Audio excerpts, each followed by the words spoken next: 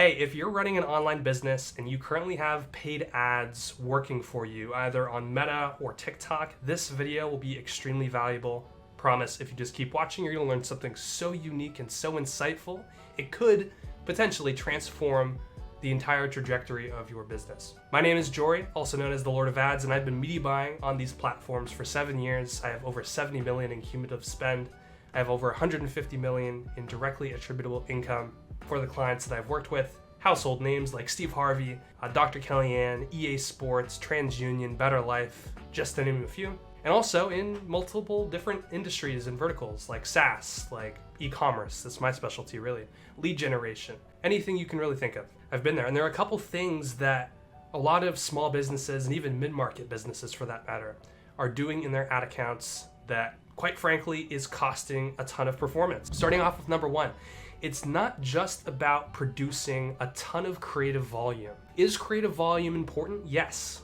But what's more important is that you thoughtfully and carefully test new ads based on the users that you're trying to target. And so what do I mean by this? I mean, gone are the days where you can just batch upload ad after ad after ad and expect your account to scale horizontally. That does not work anymore. And the reason is because on Meta and on TikTok, you have your user pool, right? This big user pool of potential customers that would react positively to your ad. Well, those user pools are segmented by creative style. Some of those user pools are going to react positively to certain ad types. Others will reject those ad types, but would convert on a different one. Into practical terms, some users like user-generated content. They'll watch UGC ads over and over again and they'll convert and they'll buy from them. Other people don't like them. They think they're disingenuous and they don't trust them. But if you present an animation, a product render that's spinning with text at the top or something, they will convert because it's a unique ad concept that they... And so in order to acquire the most customers from your available audience pool on the channel you're advertising on, you must create ads that cater to their needs. And that means that you need to invest your money into producing different creative styles. If your internal team or your freelancer or your agency, or maybe you're making your ads yourself, all of those ads look the same, but you're just producing a ton of volume, will you get some results? Maybe, but it's wildly inefficient to what it could be is if instead you had said, okay, let's do 5 ads of UGC, 5 ads of animation, 5 static images,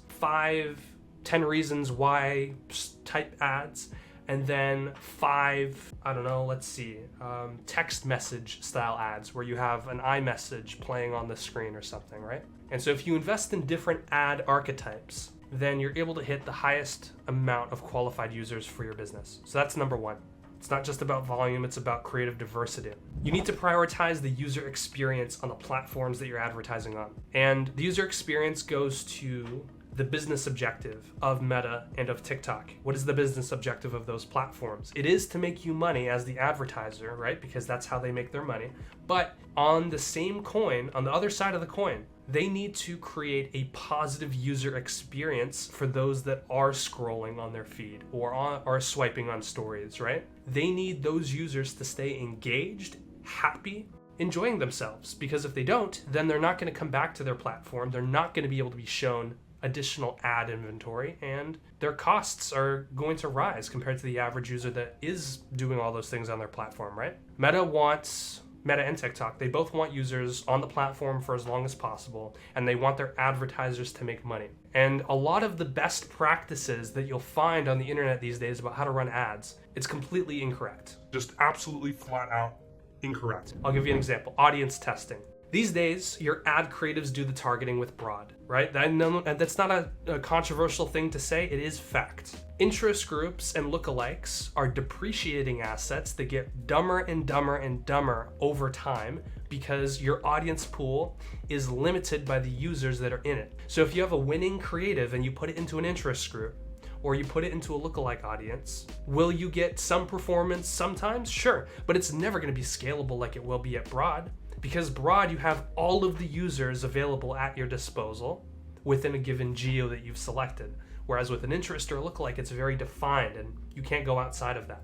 Additionally, there's some other notes that I'll say. Interests and lookalikes cost more money compared to broad targeting. So you're basically betting that the conversion rate of your ads is going to supersede the additional costs that interest and lookalikes force upon you, which is an interesting bet to say the least, especially with a depreciating asset. So broad targeting has the lowest possible costs, lowest possible CPMs, and it provides an outlet to scale your ads once you have a successful winner, whereas the interest and lookalikes don't.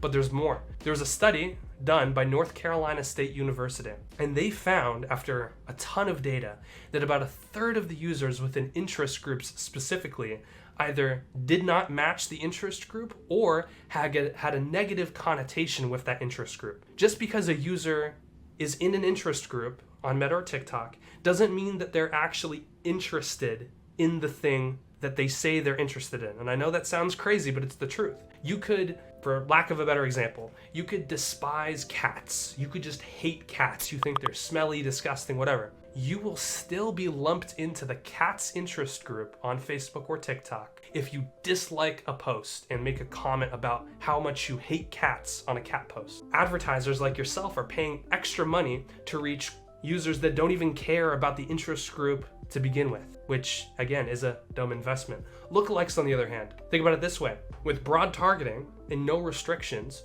your ads create their own lookalike audiences, meaning your ads do the targeting, not your audiences. When you upload an ad, as an example, 1,000 people see it. Meta knows who's seeing your ad, and Meta knows who's reacting positively to your ad, who's liking it, who's commenting on it, who's watching a certain percentage of your video, who's clicking through on your ad to your website. Out of those 1,000 people, a very small percentage will react positively to your ad, maybe 1 to 5%. The next 1,000 people that see your ad are going to look a lot more like those first small percentage of people that reacted positively to your ad. Meaning Meta and TikTok are creating a lookalike audience over time with broad targeting, and your ads get smarter and smarter and smarter over time, and your costs go down, down, and down, versus interest and lookalikes where the complete opposite happens. Prioritizing the user experience really just comes down to showing ads to users that want to see those ads. And when you're using broad targeting, you are prioritizing the user experience versus interest and lookalikes where you're showing your ads to users that may or may not even be interested, which increases your costs and lowers your ability to scale. Lastly, number 3, the tactical day-to-day things of media buying do not matter as much as you think they do. Now, if you're spending millions of dollars a month, will selecting the best attribution window and the best bid strategy be a valuable asset for your business? Yes, of course it will. But I know most of you watching are not at that level. And if you're spending anything less, and I truly mean this because I've worked on accounts that have no spend, no data. I've brought them from ground zero to success. I've also worked on accounts that had some success, and I've 4 or 5x that in a very short amount of time. I've been on both sides. I've worked on small accounts, I've worked on big accounts. Unless you are spending $10,000 to $20,000 a day on paid ads, you do not need to invest any money on testing the technical options within the ads managers. You should be investing 110% of any budget that you have outside of ad spend into creative investment. Go test 30 ad styles before testing a bid strategy, or testing a different attribution window, or testing multi-advertiser ads. And the reason we do this is because the technical options have an impact, but they're so small, right? Versus when you invest the same amount of money into ad creative, the potential impact could be this big for your business. Wait, that's not big enough. It could be this big for your business. It could mean the difference between you having a ton of profit left over at the end of the month or no profit at all. But I can guarantee you that if you change your bid strategy from highest volume to highest cost, there's no way in hell that that's going to have a 20x increase in your profit at the end of the month from paid ads. There's no way. Again, will it have a micro effect at large scale? Yes, but it's not something you should be investing in testing until you have reached that scale already. If you found anything that I've spoken about in this video useful, by the way, please drop a like rating. It really does help with the YouTube algorithm. If you want a free and a completely free performance creative masterclass, I spent 100 hours on this in detail, showing you the same strategies and tactics that I use to scale ad accounts like Dr. Kellyanne's Cleanse and Reset from $10,000 to $75,000 a day. Go and join the round table. It is my free paid ads community. I'm in there answering questions every day from you guys that have questions about how to run ads. And it works for anybody in any industry. The tactics, the principles, the strategies, they all apply universally. And I'm very excited to potentially help you scale your business with paid ads. So go ahead and join that completely free. Hope you learned something useful. If you did, drop a like rating again. Until next time, take care.